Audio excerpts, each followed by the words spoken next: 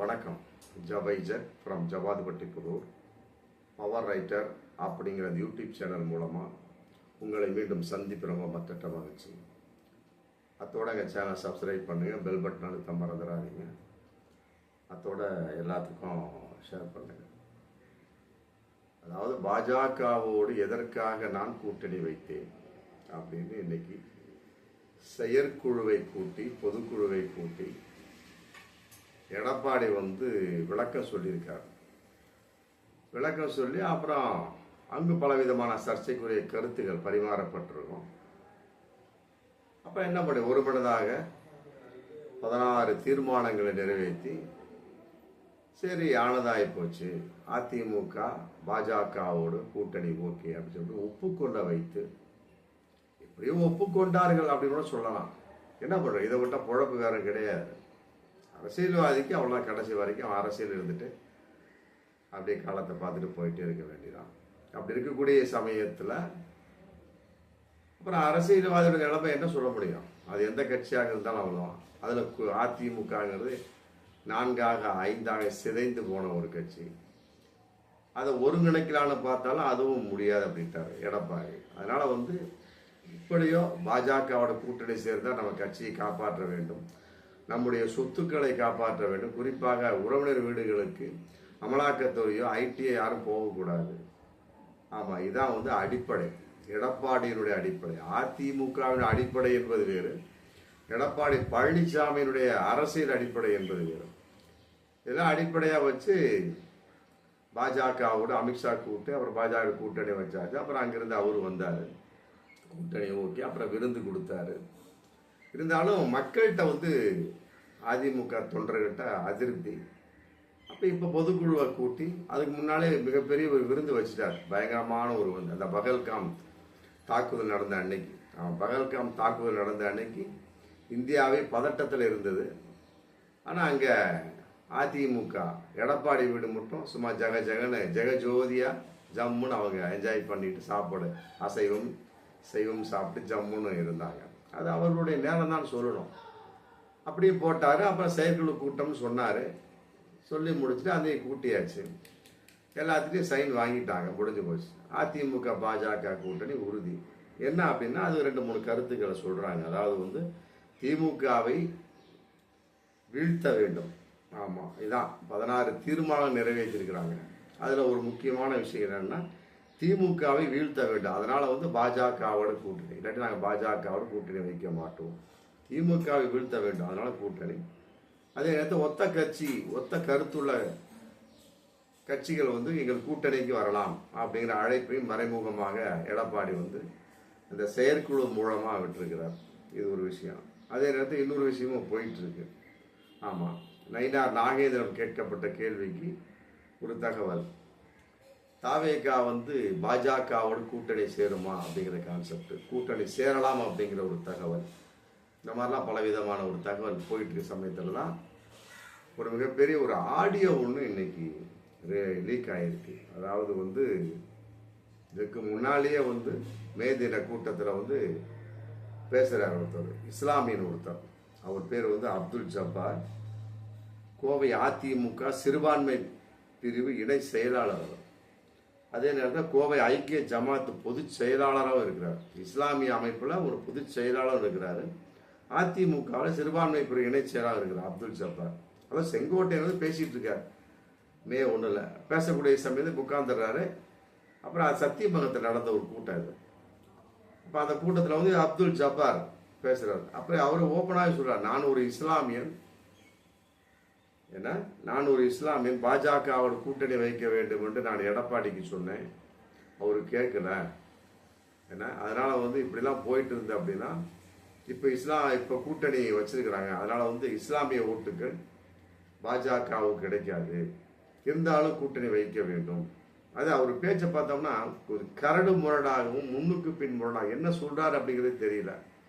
வயசானவராக தெரிகிறாரு, மற்றபடி கோவை ஐக்கிய ஜமாத் பொதுச் செயலாளரும் இருக்கிறாரு. என்ன சொல்றாரு அப்படிங்கிறது தெரியல.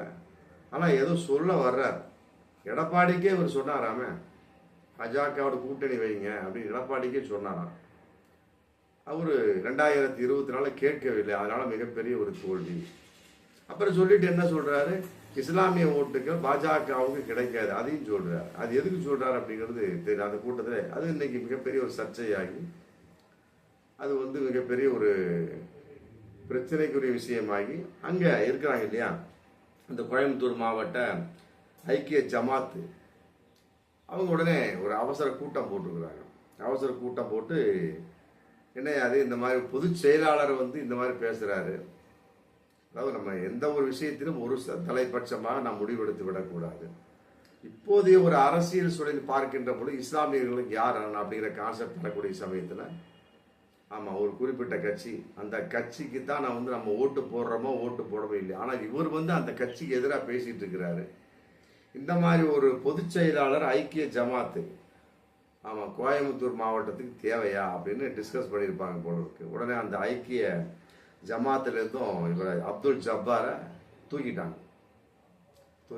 இப்போ வந்து அவர் வந்து கோவை அதிமுக சிறுபான்மை பிரிவு இணை செயலாளர் மட்டும்தான். என்ன அப்புறம் அந்த கூட்டத்தில் அப்துல் ஜப்பார் பேசுறாரு, இன்னும் சில விஷயமா பேசுறாரு. அதாவது குறிப்பிட்ட ஒரு இஸ்லாமிய கட்சியோடு அதிமுக நாம கூட்டணி வச்சோம், அந்த கட்சி என்ன பண்ணிட்டாங்க, எதுவுமே அதிமுக ஓட்டு போடவே, எல்லாமே அவங்க கட்சியில் உள்ளவங்க திமுகவை தான் ஓட்டு போட்டாங்க. அப்படி இருக்கக்கூடிய சமயத்தை நம்ம எப்படி ஜெயிக்க முடியும் அப்படின்னு சொல்லி போட்டு பிரபல்யமான அந்த பேசிக்கிட்ட சமயத்தில் இதன் அடிப்படையில் வந்து அந்த எஸ்டிபிஐ அந்த கட்சி தான் அது, அந்த இருக்கக்கூடிய நிர்வாகி வந்து அப்துல் ஜப்பாரை கான்டாக்ட் பண்ணியிருப்பார் போல இருக்கு. கான்டாக்ட் பண்ண வகையில் பேசியிருப்பார் போல இருக்கு. அந்த பேச்சு வந்து இன்னைக்கு ஆடியோ இன்னைக்கு மிகப்பெரிய ஒரு சமூக தளத்தில் வைரலாக போயிட்டு இருக்கு. அதே பேச்சு தான், வேற ஒன்றும் கிடையாது. அதாவது வந்து அந்த கூட்டத்தில் செங்கோட்டையன் அந்த முன்னில் நடந்த கூட்டத்தில் என்ன பேசுகிறாரோ அதே மாதிரி தான் அவர் பேசுகிறார். அதாவது எஸ்டிபிஐ நிர்வாகியும் அந்த அப்துல் ஜப்பார் ஐக்கிய ஜமாத்து அந்த இதில் நீக்கப்பட்ட அப்துல் ஜப்பார் அதிமுக சிறுபான்மை பிரிவு இணை செயலாளர் அவர் பேசுகிறார். என்ன பேசுகிறாருன்னா, முஸ்லீம்கள் அதிமுகவை ஓட்டு போடலை, என்ன இது கரும்பு கடை பூத்தில் 1000 வாக்குகள் மட்டும்தான் விழுந்தது. 2024 அதிமுகவும் அதிமுகவோடு பாஜக இல்லை, அதனால 1200 ஓட்டு தான் அதிமுகவுக்கு விழுந்தது. 2024 பாஜக விலகியதால் அதிமுக வாய்ப்பை இழந்தது. எப்படி பாருங்க, 2024 அதிமுக பாஜகவை விட்டு விலகியதால் தான் வாய்ப்பு இழந்தார். இல்லாவிட்டால் 21 தொகுதி கிடைச்சிருக்குமா சொல்றாரு அந்த ஆடியோல. பாஜக விலகியதால் அதிமுக விலக்கியதால் தான் அதிமுக ஜெயிக்கல, ஒரு தொகுதி ஜெயிக்கல. பாஜகவோட கூட்டணி சேர்ந்தது அப்படின்னா 21 தொகுதி கிடைச்சிருக்கும். அதை வச்சு 3 கேபினெட் அமைச்சர் கிடைச்சிருப்பாங்க, 5 இணை அமைச்சர் கிடைச்சிருப்பாங்க. இந்நேரம் அண்ணாமலை வந்து எம்பியா மாறி இருப்பாரு அப்படின்னு போட்டு அந்த பேச்சு போகுது. அதனால வந்து நான் எடப்பாடிகிட்டே சொன்னேன், ஏன்னா அதே நேரத்தில் சத்தியமங்கலத்தில் என்னை யாருமே தெரியும், என்னை வந்து யாருக்குமே தெரியாது. அதனால வந்து கட்டாயமாக வந்து அதிமுக பாஜகவோட கூட்டணி அமைக்க வேண்டும் அப்படின்னு அந்த சப்ஜெக்ட் சொல்றாரு. அதுக்கு வந்து எஸ்டிபிஐ நிர்வாகி சொல்றாரு, ஏங்க இப்படிலாம் பேசாதீங்க. ரெண்டாவது வந்து திமுக வந்து இஸ்லாமியர்கள் எதுவும் செய்யவில்லைன்னா சொல்லாதீங்க, நிறைய செஞ்சிருக்கிறாங்களே அது அப்புறம் பேசிக்கலாம், அந்த மாதிரி வார்த்தையெல்லாம் சொல்லாதீங்க. இஸ்லாமியர்கள் சமூகத்திற்கு மு.க. ஸ்டாலின் இருப்பது மிகப்பெரிய ஒரு பாதுகாப்பு தான். அவங்க செய்யறாங்களே செய்யல, அப்புறம் மு.க. ஸ்டாலின் இருப்பதே வந்து இஸ்லாமிய சமூகத்துக்கு மிகப்பெரிய ஒரு பாதுகாப்பு தான். அப்படி இருக்கக்கூடிய சமயத்தில் நீங்க எப்படி திமுகவை கேவலமா பேசுறீங்க அப்படிங்கிற மாதிரி அந்த ஆடியோ முடியுது. இது வந்து இந்த அதிமுக ஆடியோ, அந்த அப்துல் ஜப்பார் பேசிய ஆடியோ வந்து இன்னைக்கு வைரலா போயிட்டு இருக்கு. எஸ்டிபிஐ சம்பந்தப்பட்ட வகையிலே அந்த பேச்சுக்கு வர்றதுனால நம்ம எஸ்டிபிஐ சம்பந்தப்பட்ட வகையில் ஒரு வீடியோ போட்டோம். ஆமாம், துரோகம் செய்த எஸ்டிபிஐ போட்டோம். ஆமாம், அவங்க வந்து அதிமுகவோடு கூட்டணி வச்சிருக்க கூடாது, பாஜகவோடு கூட்டணி உள்ள ஒரு கட்சியை அப்புறம் பேசிக்கலாம். ஆனால் அவர்கள் வந்து நரித்தந்திரமாக இப்போ வந்துருச்சா வெளிச்சத்துக்கு வந்துருச்சா இல்லையா, இதை எஸ்டிபிஐ உணராமல் ஏமாந்து விட்டார்கள். ஆமாம், அதனால வந்து நாங்கள் துரோகம் செய்து விட்டான்னு போட்டு எஸ்டிபிஐ துரோகம் செய்து விட்டான்னு போட்டு ஒரு ஆடியோ போட்டு இது ஒரு வீடியோ போட்டிருப்போம். ஆமாம், இப்படிலாம் ஒரு சூழல் இருக்கும் பட்சத்தில் இதெல்லாம் வந்து சப்பை கட்டு முன்னமாக எடப்பாடி என்ன பண்ணியிருக்கிறாரு, எல்லாத்தையும் கூப்பிட்டு வச்சு விருந்து வச்சாரு. அப்புறம் பிறகு செயற்குழு கூட்டம் கூட்டி எல்லாத்தையும் ஒத்துக்கொள்ள வைத்து இன்னைக்கு வந்து அதிமுக பாஜக கூட்டணி உறுதி செஞ்சாச்சு. அதே நேரத்தில் ஜெயக்குமார் சிவி சண்முகம் எங்கே போனாங்க அப்படின்னு தெரியல.